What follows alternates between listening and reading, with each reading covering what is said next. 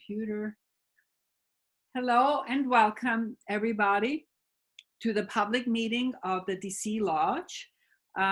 Today we are going to hear our own Julia Rogers. She's going to talk about the Christ principle in the universe and in each of us. And Julia has been not only a longtime member, she's a second generation Theosophist, but at this point we can say she's 98 years old, and it's amazing that during this difficult time she is going to give a talk. Now, it is our tradition to start out with the O Hidden Life, and since it is a problem if everybody unmutes and says it, what I recommend is I will read it out loud. The text is on the screen, and please be so nice and recite it loud with you so that you hopefully feel a connection with everybody who is participating. O hidden life, vibrant in every atom, O hidden light, shining in every creature, O hidden love, embracing all in oneness, may all who feel themselves as one with thee know they are therefore one with every other. Okay, and I am going to give the microphone to Julia. Welcome, Julia. Hello, thank you, my dear, and hello, everybody. And I'm going to, as you know, I write the whole thing out, and I'll be reading it, and that's not the way people are supposed to do it. I have a picture from the earliest mosaics in the very early Christian, 300 to maybe 600 AD. And it's a perfectly beautiful, lovely, happy religion, Christianity. Something happened to it later in the Middle Ages in the West, but that's not my topic today. Just I'm explaining my picture. Okay. And I'm also going to introduce with something I didn't write yesterday. My dears, back in the golden age when we could meet in a room, when I was doing a public talk, I always put on the wall for somebody who might be new and unacquainted with the vocabulary, a list of the basic words, the 7 principles in the human being, and the 3 working principles, the body, the soul, and the spirit, and things like that. But I figured, oh, hey, this little talk with our equipment is just us, so I'll skip it. I beg your pardon, there seem to be new people. Hang on. Okay. Now, this talk is bilingual. You will hear biblical terms and theosophical terms, and I hope you'll see that both mean the same ideas, or almost the same. For many Christians, I believe, and I'm not a terribly good Christian myself, but that I'm not anything else either, so that's the only language I know.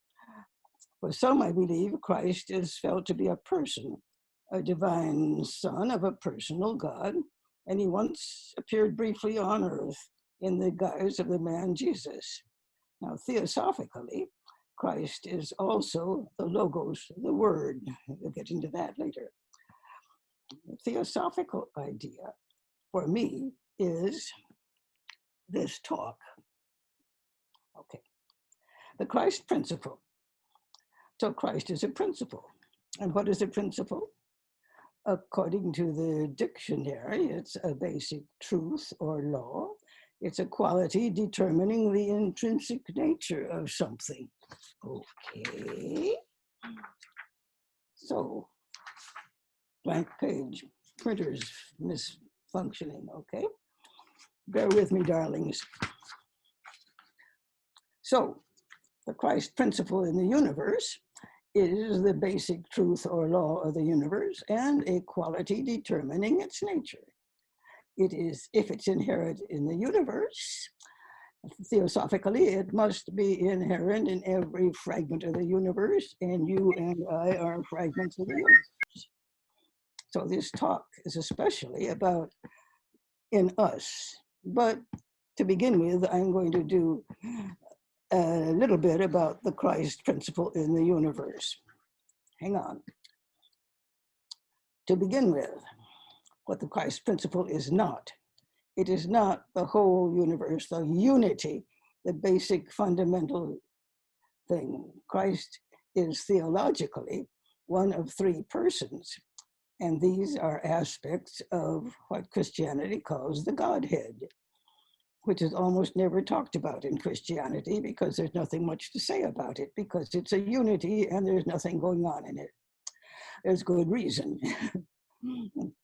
For in the theosophical terms, this unity is beyond the reach of thought. So HPB was bold enough to write a whole book about it. The secret doctrine starts with the impossible to talk about, and so will I.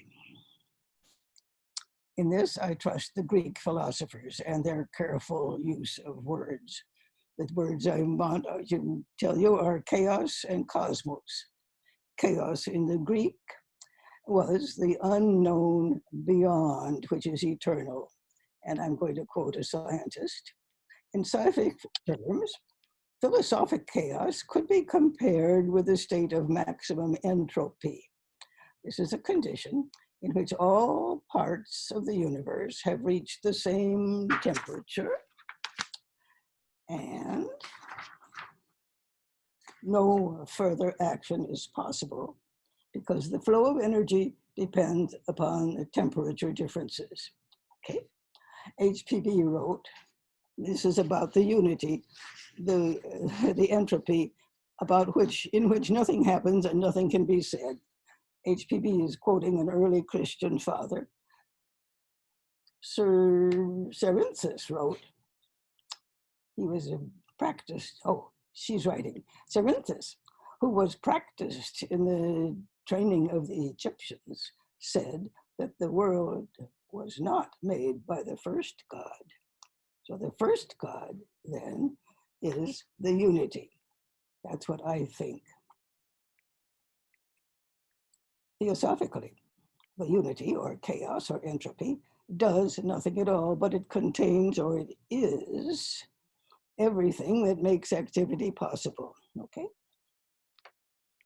And the Christ principle in the unity, the Christ principle is asleep along with everything else. When manifestation or activity begins, it is one of the three grand active principles. The Bible calls it the Logos, the Word. In the beginning was the Word. In the beginning means when out of the grand total everything, nothing, there became a something, a universe. In the beginning was the Word, that is a sound, that is a vibration.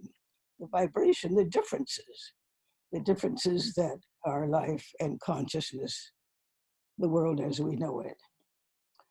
Okay, this is the first or universal aspect of the Christ principle, the Word which was God and was with God. When it clothed itself in flesh, the universal Christ, this basic principle or law, is said philosophically and poetically to sacrifice itself on the cross of matter. There's the cross. It's philosophical, spirit and matter. Spirit alone is nothing, matter alone is nothing. Together there is difference, there's activity. There is the world, there is you and me, there is us, there is consciousness, there is everything. A worldwide symbol for the creator logos is the sun, filling the space around itself with its essence, its light, its creative energy, which forms and maintains its universe. To quote a biologist, in a cosmos like ours, the outcome is a chancy kind of order, always on the verge of descending into chaos, but held taut against probability by the unremitting, constant surge of energy from the sun. So that's the universal Christ principle. And I'm willing to pause for just a minute if anybody has a question. Universal Christ. Okay, Gotcha. We'll carry on. Now, from here on, my computer misbehaved. And so what I'm reading from is a text before the final text, and it's got edits on it. So you may find me stopping to figure out what it says. Bear with me, darlings. Next, this is in us, in humanity.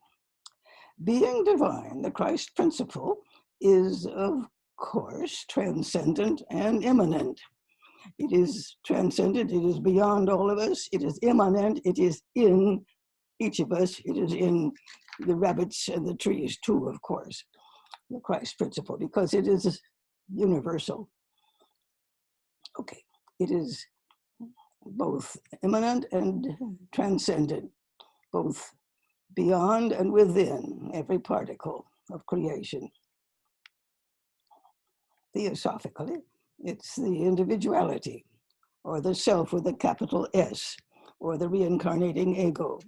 Or in the Bible, it's what St. Paul calls the Christ in you. The Old Testament, of course, besides, keeps telling us this. You are God's sons of the Most High, all of you. Nobody believes it. We all think we're this body, don't we?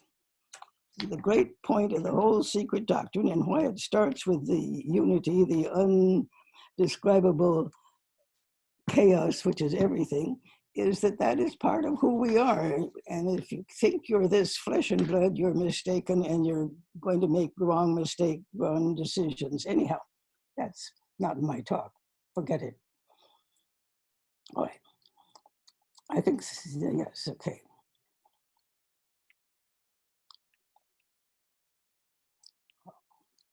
What did I write? Okay. Oh, yes. Yes, The Secret Doctrine, Volume 1, is all about this magnificent chaos or entropy or unity. And we got to get that firmly understood before you get into Volume 2, which is how we got where we are and what we're supposed to do about it. We're here, the purpose of each of us is to express our own divinity better and better, and eventually to return in full consciousness to that unity. Instead of being a little bit of unknown, beautiful divinity, we are now going to be a competent divinity, and you want something done, God? Send me off, I'll do it. Okay, because I can handle the physical world, because I've been handling it. Okay. I didn't know how before, but now I do. And right now we're all learning. Okay. Toward the end of this adventure, the Christ in a single human being begins to shine through this physical body. This person is so pure in spirit and in heart and in intelligence that through him, the nature of the universal Christ is just obvious. It just shows, and people can feel it and see it, and at least, well, they feel it. And some people understand it. Okay. World religions describe many such heroes, individuals who embody forth that quality, the divine, the Christ. A special human being, in expectation of Easter next week, I am going to present one special human being, the hero Jesus of Nazareth. There, of course, are many heroes in all the cultures. This is one particular one, but we've got a whole lot of pages and libraries full of stuff written about this one. I'm going to give you a few minutes of it. Let me see, does anyone want to make a comment at this point? Do you know what psalm that Oh, wait, what? that one quote you mentioned from the Bible about "you are all gods, but you should die like men"? What quote? Where is that at? What's the quote? Do you know? Dear me, Suzanne, will you tell me? You best you know I am almost as deaf as a post and almost as blind as a bat. Oh, sorry. The quote you mentioned about "you are all gods, but you will die like men." Is that in Psalms? Which Psalms is that in? Oh, a bit about you are all children of God. It's in here somewhere. Where is it? I think in the Aramaic it says "you are Elohim." or something like that. It doesn't say gods. But Oh dear, it's, bless us, I can't find it, but it's in the Bible somewhere. Well, if you don't find it right now, Phil, maybe Julia usually finds the things later, and then I can send you an email and let you know. Hey, Okay? Suzanne, I can give it to him after we're done. Oh, we can give Before we it close right up. now. What is it? Where is I it don't from? have it right at the second, but I'll have it after we finish, Good. before we close. At the end when we have round questions. Yep. Perfect. Thank you. Okay, Julia, let's continue. Oh, carry on, I wonder where I am. Okay, to begin with, the Jesus story is a mystery, really. In the dictionary, well, you look up mystery and there are different kinds of mystery, but when you get to theology, the dictionary says a mystery is a religious truth that is incomprehensible to the reason and knowable only through divine revelation. Okay, so when seers or mystics glimpse this kind of thing, and they try to describe it to someone, everybody logically knows that they're talking nonsense. And just as an aside, in Taoism, the 8 immortals, who are very high-level non-gods, are always described as drunk because what they say just doesn't make sense. Okay, that's a mystery. They are talking a mystery that is incomprehensible to the reason. Okay. When these truths are described as folk tales, they are introduced by the phrase, once upon a time. Okay. Then you know, okay, this is going to be a mystery. You're going to have to penetrate to what they're saying about man, God, and the universe. All righty. Okay.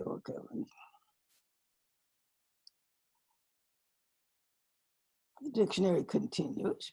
A Christian mystery. Yes, there are Christian mysteries. A Christian mystery is, one, a statement of the divine nature, such a statement as God is immanent and transcendent. You are both beyond absolutely everything and you are within everything. Therefore, God is immanent and transcendent. God is the unity, the oneness, in my opinion. But yeah, I'm mixing your Bible, and I told you it was bilingual. Hang in there. Okay, and also a Christian mystery can be an incident from the life of Jesus.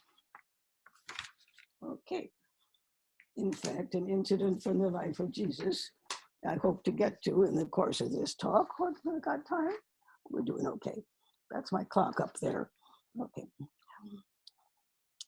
The Hebrews, like the Greeks, also had secret knowledge and special schools. Jesus was trained among the Essenes, a thoroughly esoteric group. Here, let's see. Suzanne, will you put up the little Essene bit?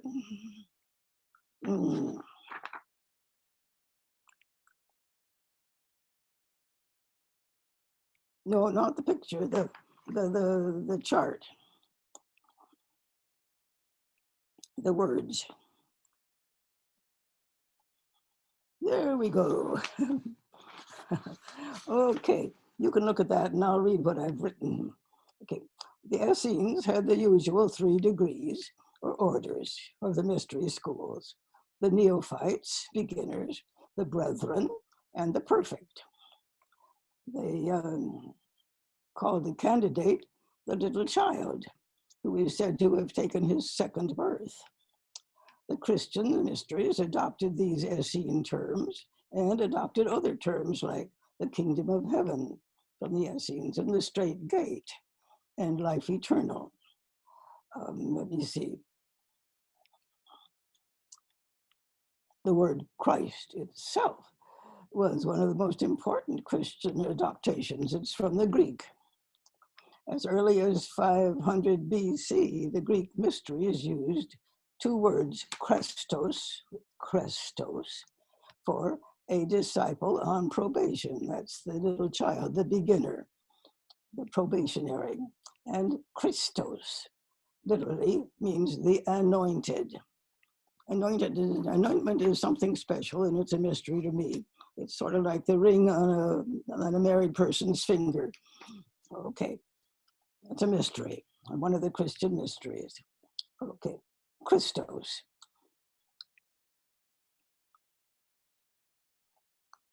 And the word Christos corresponds to the perfect in the Essene. Thus, Jesus was a Christos, a good and holy initiate. It was a Christos that spoke through him to the disciples and the multitudes. Okay, when St. Paul wrote about the Christ in you, he meant what Theosophists call the spirit, the Atma Buddhi, the reincarnating ego. Wait, I've changed now. I'm back from my. You can leave this up if you like, whatever you like, Suzanne.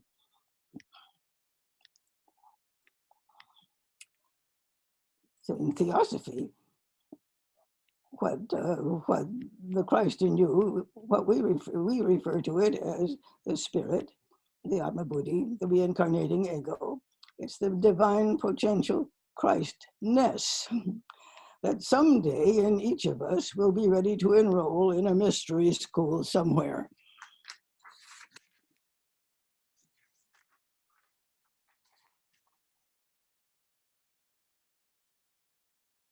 During the first few generations, Christians had specially limited discussion groups, and they had qualifications to join them. Special teachings, special qualifications. The candidate had to meet certain conditions. Jesus told his disciples, "Unto you it is given to know the mysteries of the kingdom of God, and unto them that are without, all these things are done in parables." Okay? To the inquirer, to one inquirer, we are told, he said, "If thou wilt enter into the life, keep the commandments." Well, that's mystery talk. The young man standing and asking him was obviously alive. But to enter into the life is insider vocabulary. In the mystic vocabulary, death, guess what? It's our everyday life. You wake up and start, you're dead when you wake up, and you die when you manage to get back into the deep sleep, which you cannot remember. Okay. Death is our everyday focus on the material world, and life is our awareness of the eternal spiritual truth. St. Paul wrote much, in his letters to the people who were his followers, as much as he dared, because he had taken vows, of course. Some of this stuff was felt to be too pure and sacred to be just given out to everybody, because people will misunderstand it and mess it up. Okay. Anyhow, that's about vows of silence in the mystery schools. But I'm now going to quote St. Paul from various places in the Bible. Jesus made known to me the mystery, and I am made a minister to fulfill the word of God, even the mystery which hath been hid for ages, but now is made manifest to his saints. That is the perfect, the people who are seriously trying to do the right thing, to which God would make known the glory of this mystery which is the Christ in you. End of quote from St. Paul. All right, from here I'm going to do a bit about the life of Jesus. Does anybody want to comment so far?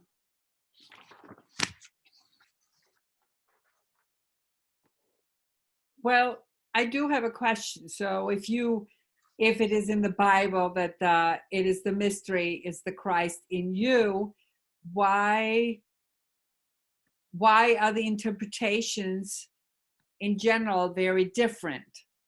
I mean, we as Theosophists better understand what this exactly means or what they want to say. Would be an interesting talk, the history of Christianity in politics. It became the official religion of the Roman Empire. Therefore, it became an arm of the Roman Empire. Therefore, the administrators chose to emphasize the bits they wanted to and de-emphasize other bits. This is what happens when religions become part of organized government. It's one reason why the founding fathers of the US said absolute freedom of religion. There is no established religion. The one reason why the very beautiful religion of the Greeks and Romans finally died out entirely is that it was practiced by the government. And you will be interested to know that one of the stages in the career of Julius Caesar was to become Pontifex Maximus in Rome. Pontifex Maximus. Now this is not in my talk. This is in answer to your question. Pontifex Maximus was bridge builder, maximum bridge builder, the union between humanity and Jupiter and all the kingdom of gods. This was a stage in the church, and it was also a useful political stage to be in. And at one point, Julius Caesar was it. Okay? Okay, thank you. Church out of the government and the government out of the church, okay? One reason Theosophy stays small, thank God, is that it's got no money and no power, and nobody wants to be in it. All right, that's an aside from the talk. Thank you. Okay. This is going to be, let me see. I'm lost. Page 7, page 8, this must follow. You wanted to talk about Jesus, the life of Jesus. Got it. Okay, this is my proofreading. Okay, let me see. Remember that an example of a Christian mystery is an incident from the life of Christ. So here are 5 Christian mysteries from Annie Besant's Esoteric Christianity. Okay. Now this is mostly going to be Annie Besant speaking, I'm quoting. First, the birth of Jesus in a stable among the quiet animals. Obviously, theosophically, the Christ principle awakens in the neophyte's heart. We really have decided to try to be a little bit better than we have been in the world. And so it is born among my human frailties, isn't it? I'm born among the quiet animals. I've been trying to keep my human tendencies, my frailties under control. These are the quiet animals. Okay. The disciple, now born in consciousness into the spiritual world, becomes, as a physical person, as defenseless as a baby. Why are you defenseless? Because you love humanity, or you wish to behave right to humanity. You will not do harm to anyone by word or thought or deed, even in self-defense. This is why you are helpless. I mean, this is why everybody goes around carrying arms on account of defend myself against the bad guys. The Christ principle does not defend itself. It does no harm to anyone. It is like a little child. It becomes a little child, okay? Now then, I quote Annie Besant and then I start talking as Julia. I hope you can tell the difference. All right, here's Annie Besant again. This beginner, an infant Christ, can make mistakes. It can suffer. So every Christ child is surrounded in the story by perils, but nevertheless grows into adulthood. The next mystery, the next beginning, is baptism. The disciple, after the baptism, is said to be filled with the power to go forth and teach. This power to speak and to move people's hearts is a real power. You can move multitudes. And of course, any power must be handled wisely. Again, one can make mistakes. So the new empowerment is a new danger. Jesus is shown that he could use his new ability to move the multitudes.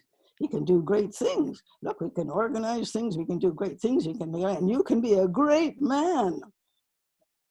This is the temptation in the wilderness.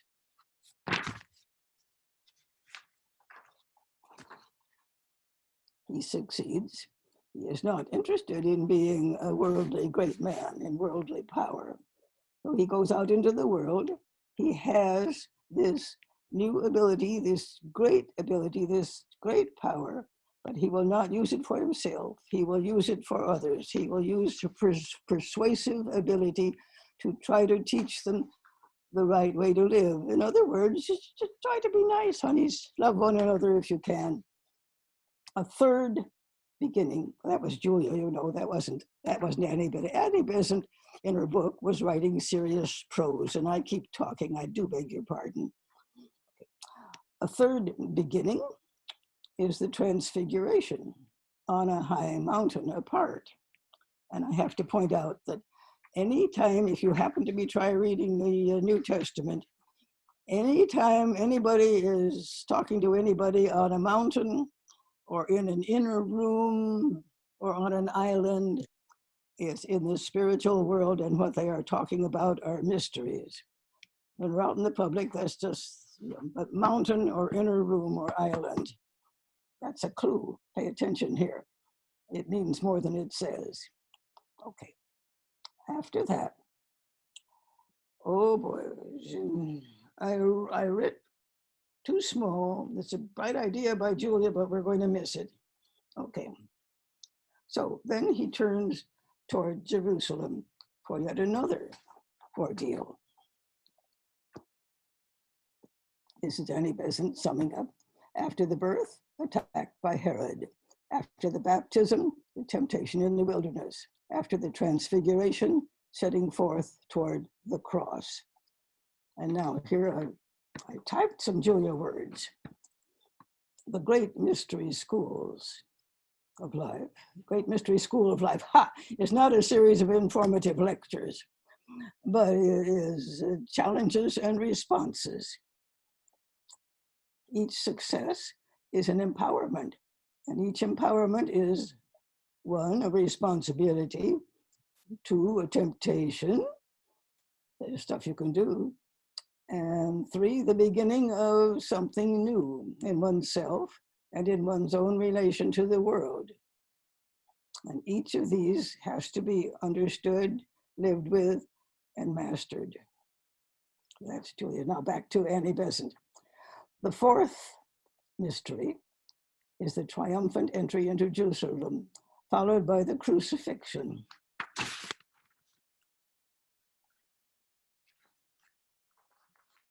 Worldly triumph is a mystery. Crucifixion is a mystery. Here we go, the fifth.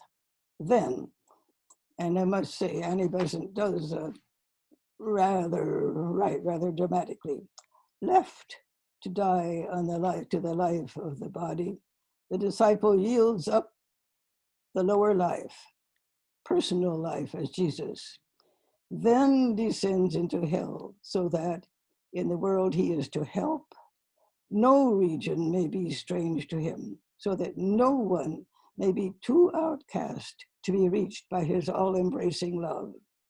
Then, death faced and overcome, the disciple rises from the darkness and ascends to union with the Father. The fifth and final step is to become the triumphant Christ, God and man in one, a wise, loving, competent link between the human and the divine. So those are the mysteries, the events in the life of Jesus. Next, I'm going to point out that there are other mystery lives.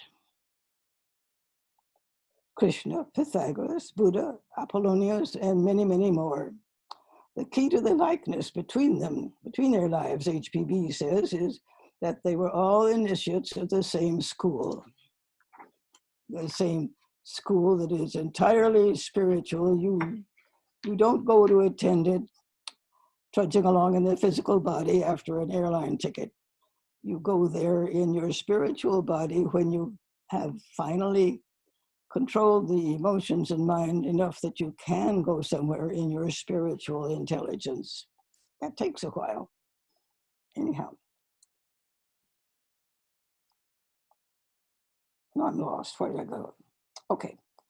Every true adept or savior or Mahatma had and still has to pass through the trials of initiation.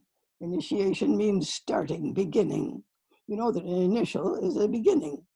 And every initiation, you think of it as struggle, struggle, struggle, initiated.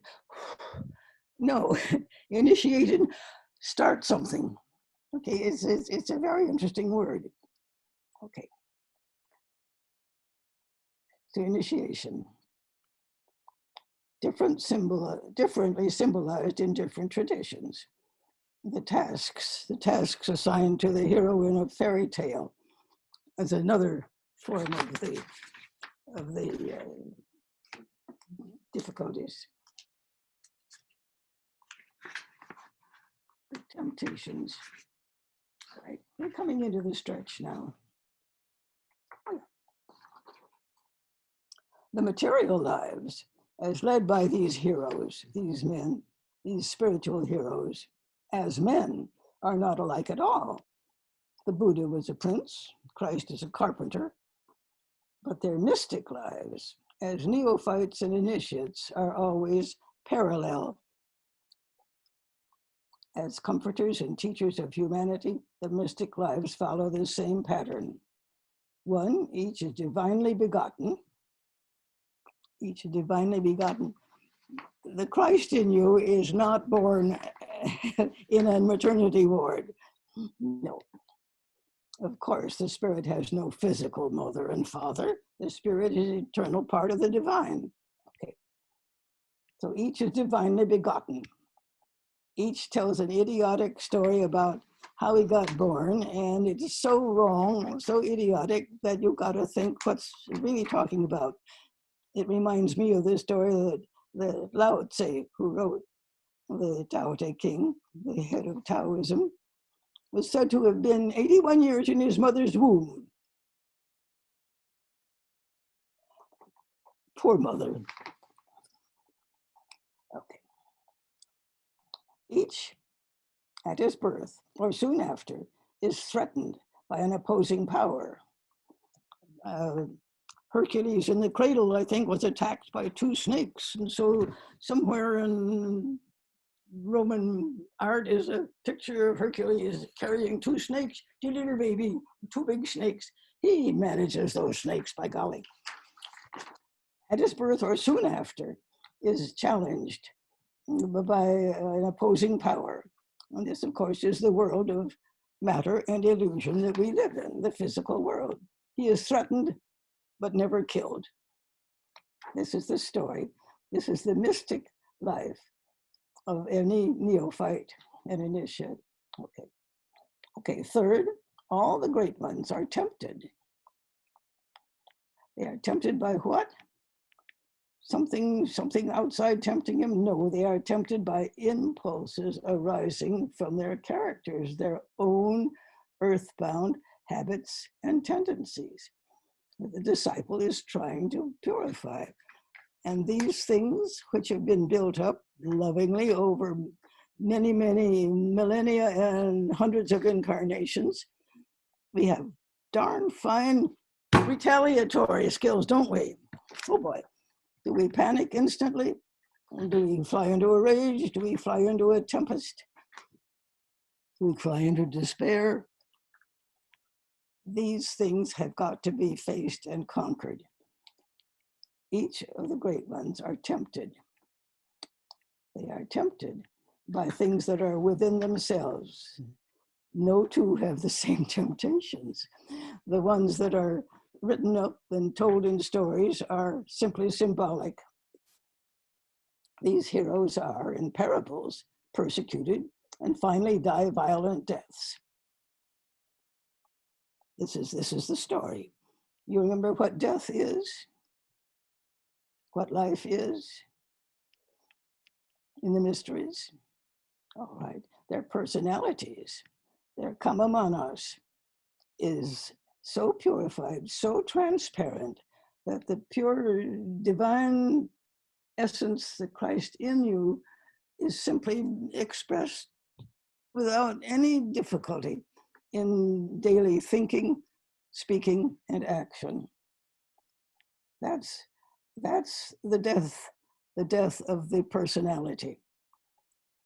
And then, in all the allegories, they descend into hell. Let me see. They embrace completely.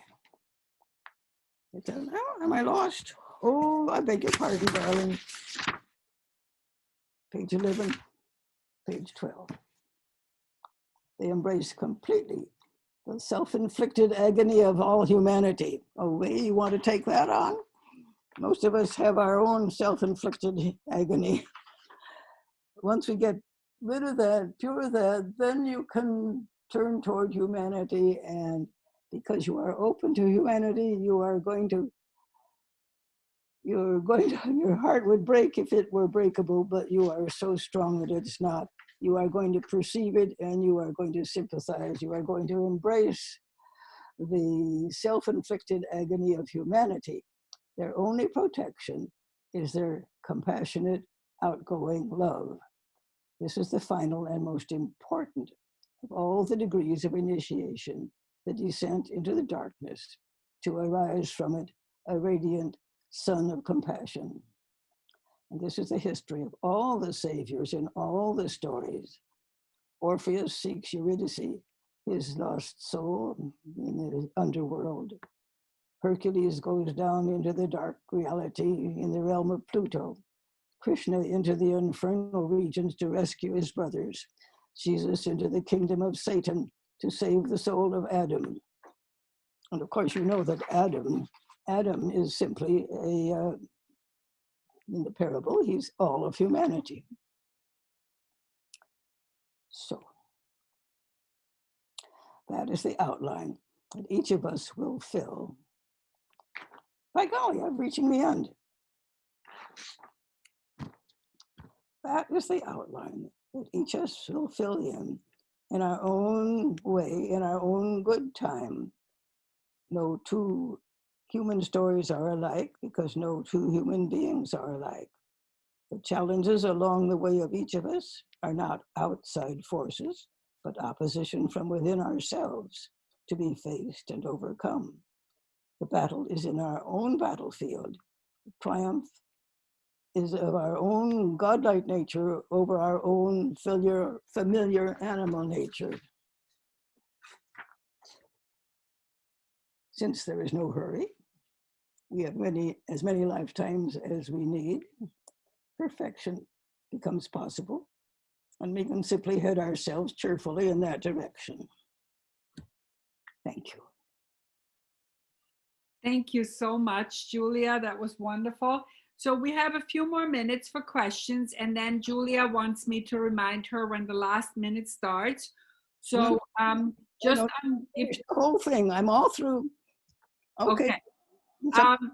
I don't, well, actually I do. Why don't I start? So my question is, you said Adam is all of humanity. Who is Eve then?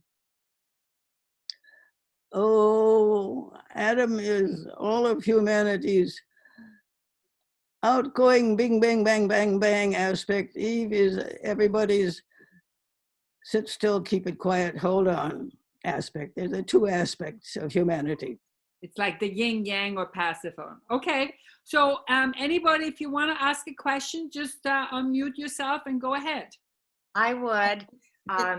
So is it okay if I go ahead? Yes, absolutely. I can always say, I don't know. Yes, yes. Julia, that was fabulous. And I'm in Seattle, Washington, and know Bill from years ago, 30 years. Right. Hello, hello. Good. Hello, that was fabulous. I have to leave at 10, but I wanted to ask if I can be included in other talks you guys are giving or participating in. This was really good. So anyway, I don't have a question other than that comment. Okay. Of course, I think the answer is of course. Of course, and I will get the email from Bill, and then I'll contact you to see if you also want to participate in our secret doctrine study. Okay. I would Anybody love else? that. Thank you. Yeah. Good. Yes. Okay, Veronica, go ahead. Hi, everybody. Julia, I just want to say thank you. You are a professional at Zoom. I know so many people, very, very, very young people who could not have done what you're doing. Anyway, just a quick comment. Your handouts and the crystals and crystals to me really resonated. You mean the little bit about the Essenes and the... Yes, Yeah, well, and I'm sure you can later on provide the source for that. But particularly the crystals that I didn't even know about. Go ahead. Okay. Anybody else? So Julia, what Veronica wants is the source she would like, and you can email it to me, and then I can share it with her. The source for your Christus versus Christ. Okay. Aspect. I'll see if I think my early texts put the text source in and everything, but this is now, the early text was written, I think, back in the 1990s. I've done it about 4 times, and I simplify and drop stuff. So I'll see if I can find it. I hope so, dear. I did not invent it. That I can promise. Okay. Who else? Any other questions? I have a question. Okay, you have an echo. So maybe go a little bit further away. What's your question, Albert? Albert, we can't hear you. Let me see. Okay, it's you have to unmute your you are muted. You're still muted. Both your iPhone and your iPad are muted. Can you unmute yourself? Yes, now you're unmuted. Can you hear me now? Yes, yes, absolutely. Oh, I can't hear it all. Whoa. Julia. Never mind. I'll try to email her. Well, there is a chat function. You can send the email, you can chat, you can put your question into the chat, and then I can read it to Julia. So remember, for everybody, just for the future meetings, at the bottom you have a chat function. You can chat with everyone, or you can chat individually. So you can pick what so you can type it there. But I think the problem that you have, Albert, is that you have 2 devices, and because the second device is also on, everything echoes. Okay. Okay, John, go ahead. I don't have anything at the moment. Oh, okay. I found that quote that I was talking about earlier that Julia mentioned. I found the quote that Julia mentioned where that's Psalms 82:6. So in the English version, they say, ye are gods, ye are all children of the Most High. But actually, I think in the Hebrew where it says, what does it say? It says, ye are Elohim, and you are children of Elion. So I don't know that those are Same thing. It's the same thing. We're stuck with what some English-speaking Christian bishops wrote in 1604, if that's the date correctly. And so all I can do is quote the King James Bible, and we all know that out of the 70 or so bishops, only 2 knew any Hebrew. Well, And this also, I Hey, want to Phil. say, Yeah. Hey, Phil. Elohim was the original term attributed to the Creator. Jehovah came after Moses, but what they have done is they transferred in rewriting the Bible, another word for God, Jehovah, instead of Elohim. Elohim was the original name of God up until the time of Moses. And Elohim, we all know is plural. So the first God, Sir Francis's first God, the unity, did nothing, created nothing. He just is. When something is created, when the universe begins, there are at least 3 of them. Okay, there's the positive, the negative, and the tension between them. Okay, so and then after that, there are lots and lots and lots of individual intelligences hard at work and happy. Oh, what fun, we're starting a new universe. So they're Elohim, the ones who are doing the work. I don't understand how. Sorry, excuse me. Go ahead, Phil, and then Sue, you come. You have a few more minutes till it's 10 in Seattle. Okay, Phil, go ahead. One question was just to say, it's confusing to me just how do you misread that sentence? How do you, and also there's a few places in the Bible where they try to make some convoluted explanation that they say that he's not really saying that you are gods, he's saying that you are like gods or something. Right. But I don't understand how people can. It's like Julia said before, it's when the religion came into the system and reinterpreting everything, they didn't want you to know that you are God, like Christ in you, the hope of glory. We're not supposed to know that. That's trash no more. We're servants. We are slaves to the higher ups. That's how they wanted it to be. Yeah, excellent. I have a question. Okay, can Sue ask first, Alma, and then because she has to leave in 3 minutes. Sure, no problem. Sue, go ahead, and then Alma, it's your turn. Sue, what's your question? Great, thank you. You're all wonderful. This is fabulous. Long ago, I heard from someone who knew Hebrew that Elohim meant "who are these," and actually referring to God that's not defined, that's not pinpointed.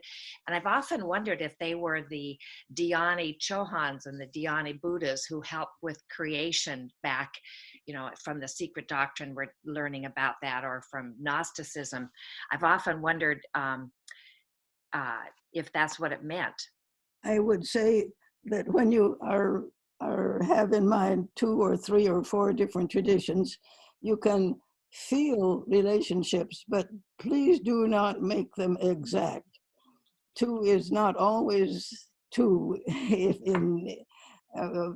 In arithmetic, that's one reason physicists like physics and math, because it is only 2. But as soon as you got a name for something and another name for something, then you can get mixed up, and it's similar, certainly similar, and you feel a similarity, but as in my high class phrase is, each philosophy slices the bologna in a different way, and you cannot make them compare.